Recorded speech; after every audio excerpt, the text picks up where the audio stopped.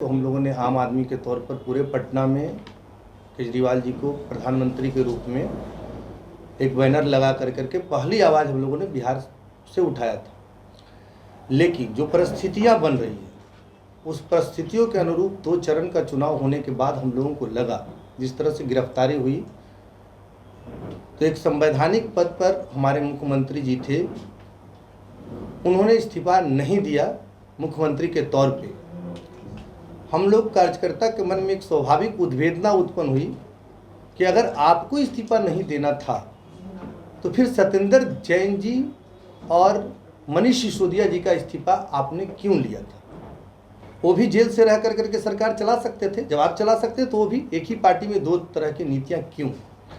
दूसरी बात, जिस समय पार्टी की स्थापना हुई थी तो हुई थी कि लोकतंत्र तांत्रिक तरीके से यहाँ पर अध्यक्ष का चुनाव होगा, लेकिन वो भी स्थितियां बेहद खतरनाक तौर पर हुआ। अभी तक वो पार्टी के अध्यक्ष रहे।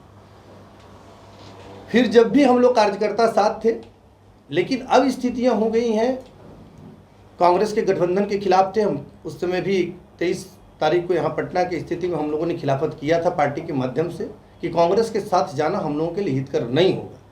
लेकिन अभी जिस तरह से सुनीता केजरीवाल जी, उनकी पत्नी के नाम पर राजनीतिक का स्थानांतरण हो रहा है, आने वाले समय में वो मुख्यमंत्री के तौर पे स्थापित भी होंगी दिल्ली चुनाव के बाद, ये भी निश्चित है। और पार्टी में कुछ तत्व जैसे धृतराष्ट्र के संजय थे, उस तरह से एक चाटुकार संजय हमारे पार्टी में भी हैं, जो पूरी पार्टी को हाईजेक करने के चक्कर में लगे हुए। एक आतिशी मार लेला जी हैं, उनकी स्थिति जो है पार्टी में, आज 35 से 36 विधायक जो आम आदमी पार्टी के हैं वो बगावत के मूड में है। उनकी स्थिति यह है कि दिल्ली चुनाव के बाद वो पार्टी के विधानसभा सदस्यता से लेकर करके पार्टी से भी इस्तीफा देंगे। कुछ विधायक दिए भी हैं, कुछ मंत्री दिए भी हैं। अब तो मैंने उसको बताया ना कि अगर इस्तीफा लेना था, अगर आपको नहीं देना था तो फिर जेल से रह करके सरकार तो चलाया जा सकता था। मनीष सिसोदिया भी चला सकते थे, सत्येंद्र जैन भी चला सकते थे। तो फिर एक ही पार्टी में 2 रंग का नीतियाँ क्यों? जिस तरह से उनको जेल जाने के बाद सुनीता केजरीवाल जी के हाथों में कमान पार्टी का आया है, और जिस तरह से वो कमान को हाथ में ले रही हैं और पार्टी को डिटेक्ट कर रही हैं, उस तरह से तो अब लगता है वही संस्कृति जो कांग्रेस की राजमाता सोनिया गांधी थी, अब राजमाता सुनीता केजरीवाल जी हैं। भारतीय जनता पार्टी में हमारी जहाँ तक है, मैंने अपने जीवन में कभी भी भारतीय जनता पार्टी को वोट नहीं दिया अपने जीवन में अभी तक।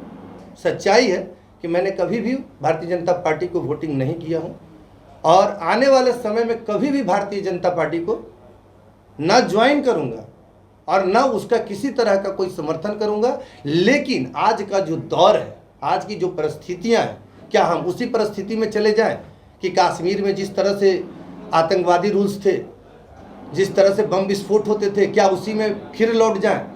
विकल्प के अभाव में हमारा कहना है कि आज के डेट में जो परिस्थितियां बन रही है उसके अनुरूप जो सरकार है उसी को समर्थन दिया जाना ही लाजमी है। देश के वो आदरणीय प्रधानमंत्री हैं, आज वो लीड कर रहे हैं, सबसे ज़्यादा लीड कर रहे हैं। हम लोगों ने कहा था कि नरेंद्र मोदी जी से अकेले लड़ना संभव नहीं है। जो प्रथम बैठक हुई थी तो बहुत सारे पत्रकार लोग यहाँ पे मौजूद हैं जिसमें हमने बगावत किया था। हम बताया था कि नीतीश कुमार एक एजेंट के रूप में काम कर रहे हैं, ये कुछ दिन के बाद छोड़ करके पार्टी को जाएंगे। उस दिन अहमियत नहीं समझी गई थी। आज सारे लोगों को, विपक्ष को तोड़ करके नरेंद्र मोदी जी को लीड लिया गया। तब जब सुरक्षित हाथों में देश है तो फिर उसी को बढ़ाया जाए।